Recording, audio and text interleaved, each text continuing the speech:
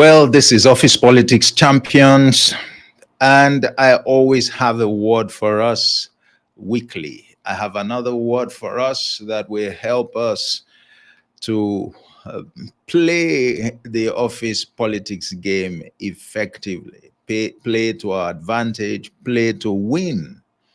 And that's what I want to share with you again this morning in just a few minutes. And that is this: you are stalling your own progress at work.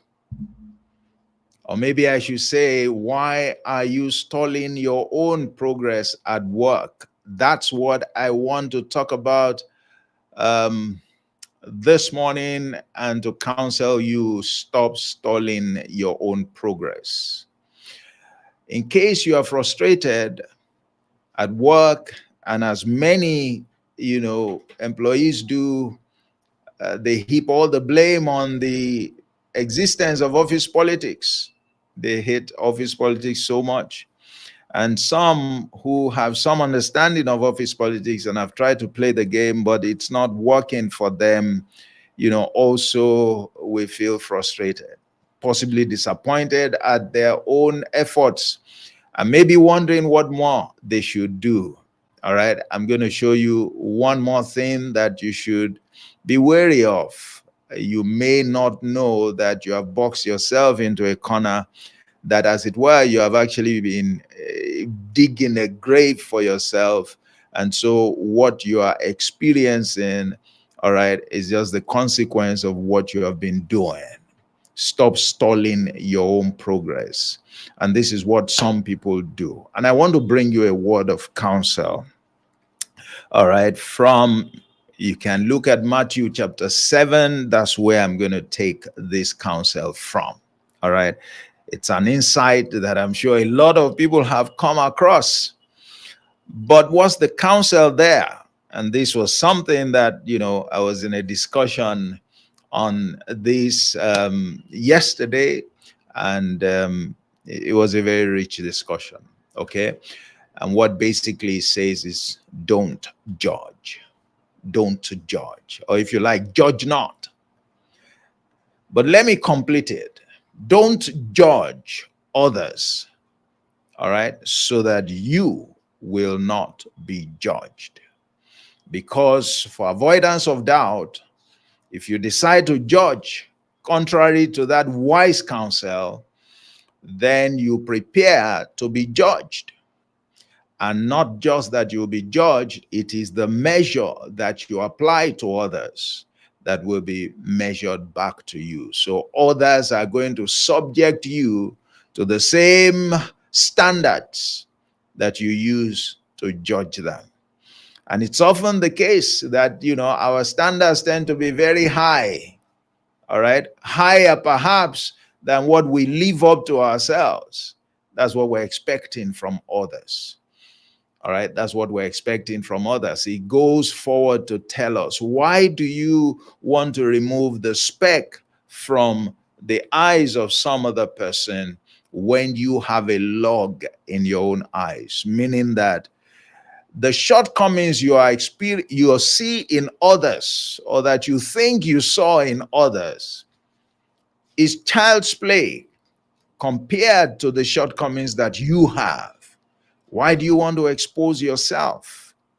Why do you want others to observe, that shortcoming? Why do you want them to hold you, all right, accountable to the very high standards that you are holding them accountable, which, by the way, you are not complying with? And that's often the problem. That's often the problem. We look at others, all right, there are some of your colleagues, you may have noticed them, I hope you are not one of them, and they always have something to identify that somebody else on their team is not doing well. They always have something. They always see something. Somebody says something. If they're not complaining about the dressing, they're complaining about the choice of words. If they're not complaining about the choice of words, they're complaining about, how the person is sitting, how the person is addressing them, even whether or not the person is contributing. So always something to point out.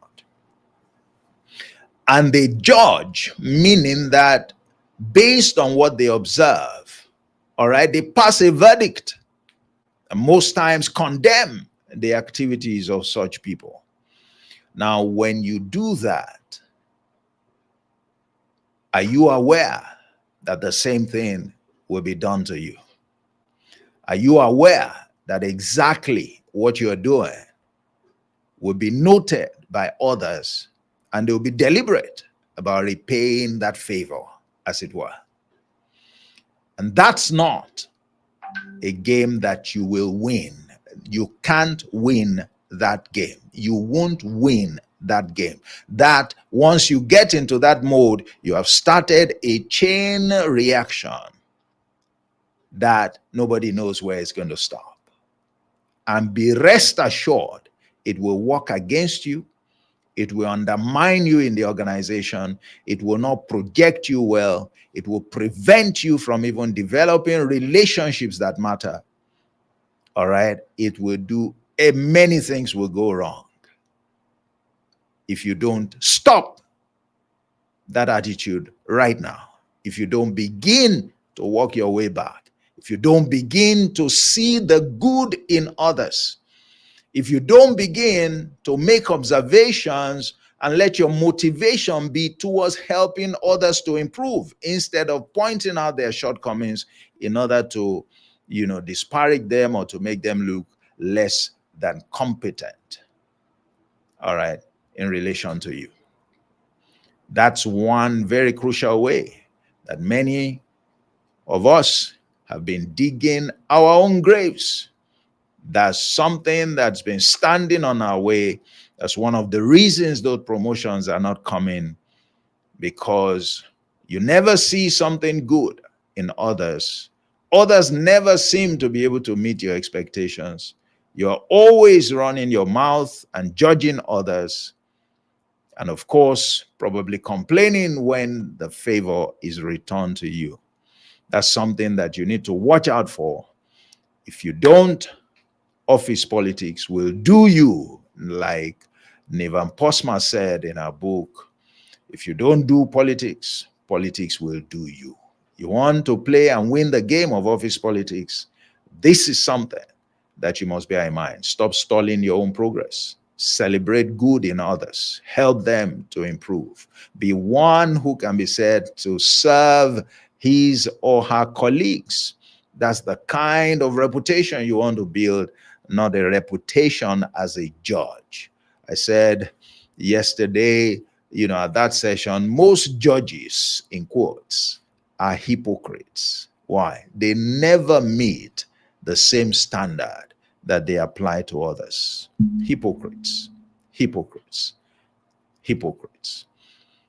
All right. Some moments ago, I just used this illustration. I mean, you catch somebody in adultery, you said, well, the law says the person has to be stoned to death.